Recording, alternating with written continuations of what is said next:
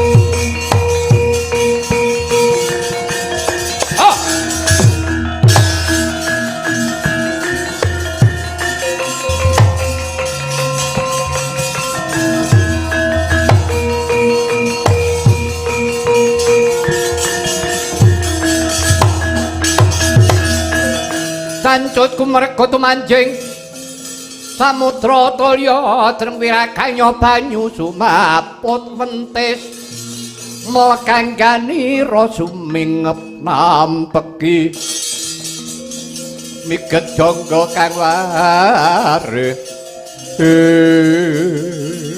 wah dalah iya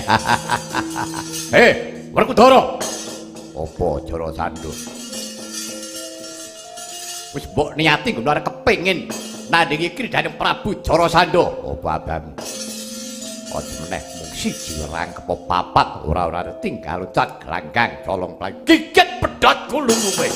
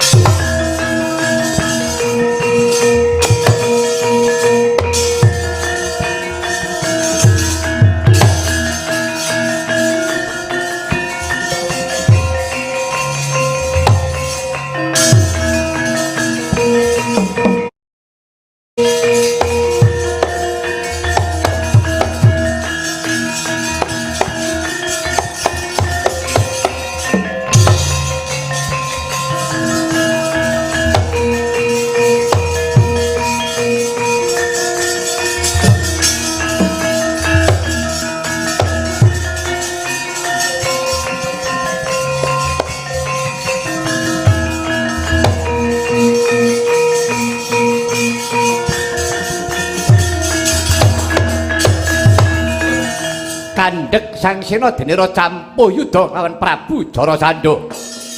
Nalika semono nampi sasmita saking Kang Raka Narendra Dwarawati. Ingkang Raka Prabu Kresna paring sasmita wujuding kupu gajah. Ingkang sampun den icali swiwine sajuga. Sigra kauncalaken ngersanira Sangsena. Dungkap Sang Werkudara Kalamunta iku sasmitanura Ingkang Raka Prabu Kresna. Sigra jumangkah Raden Werkudara.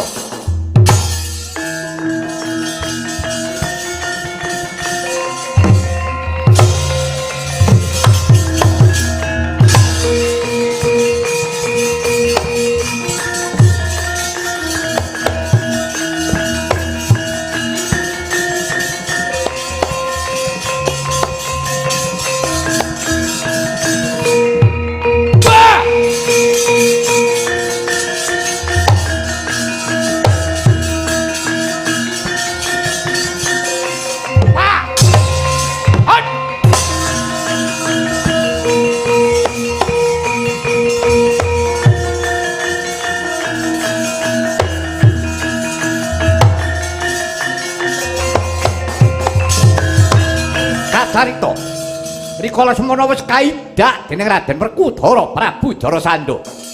Sami sakala suku kekalih rinangkus sigra pinenggang lawan Raden Arya Werkudara sempal padha sanika sigar punarpanira Prabu Jarasandha.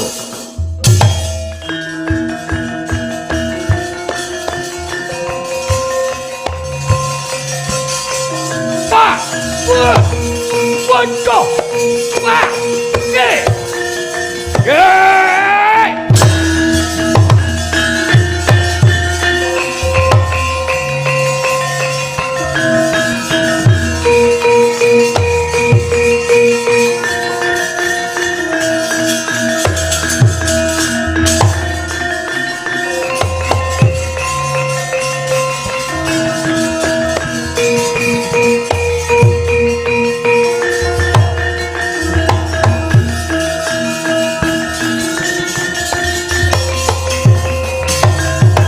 Laruta saking kutha Sangkuru kula yen tanan mutusa Sang Sri iki sak gugure Prabu Jarasandha iki ana nom-noman nangisi kunarpane Prabu Jarasandha sira iku mau sapa? Kauningan Sinuwun kula menika putranipun sawargi Kanjeng Rama Prabu Jarasandha ingkang sudha mastani kula pun Jayatsena. Kowe nangisi bapakmu sing wis mekaning pati apa karep bela kan wong atwamu? Sinuwun babar pisan boten wonten ceceking manah kula menawi kula badhe mbela sedanipun Kanjeng Rama estanipun. Kula sampun pola wali kula atur pimut kaliyan Kanjeng Rama rene kula menika putranipun kula menika. Pun anggap lari dados mboten dipun daratur kula. Ambok bilih sedanipun Kanjeng Rama menika sampun sumbut kaliyan karma ingkang sinandang. Oh iya. Dadi kowe sing nglilakake yen to bapakmu temekaning pati. Inggih Sinuwun. Ya wis saiki ngono wae. Karepmu piye? Malah dinten menika kula badhe manunggal kaliyan para Pandhawa dipun parengna kula badhe kepengin swita. Ya wis saiki ngono wae Jayatsena. Muga-muga kowe tulus rasane atimu. Kowe tetep aja meneng ratu nglestarekake keprabone wong atwamu Prabu Jarasandha, kowe tak tetepake aja meneng ratu. Ana Giri Bajra kene jejuluk Prabu Anom Jayatsena. Inggih Sinuwun. Tatanan negaramu, tatanan kawulamu, kowe nganggo bebuden kang rahayu.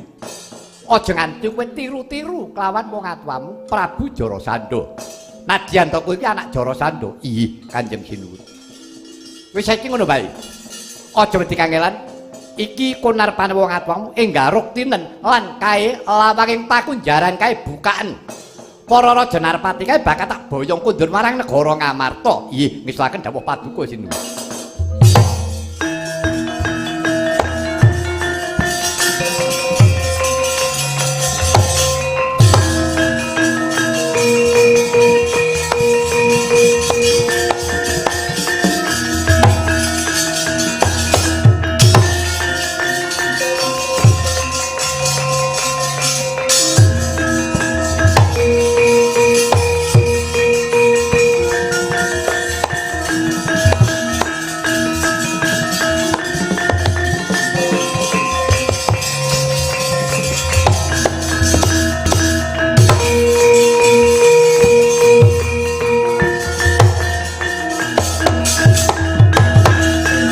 jagat Dewa Bathara ya jagat Pramudita Weladala. Mekaning pati Prabu Jarasandha. Ya. Nadyan to wis kari kami jenen Prabu Supala aku ora bakal mundur. Sediane atiku aku kudu bisa mbubarake para Pandhawa nggone ngenengake sesaji Raja Suya. Para Pandhawa aja kaget. Aku Supala, aku bakal murungake sediamu.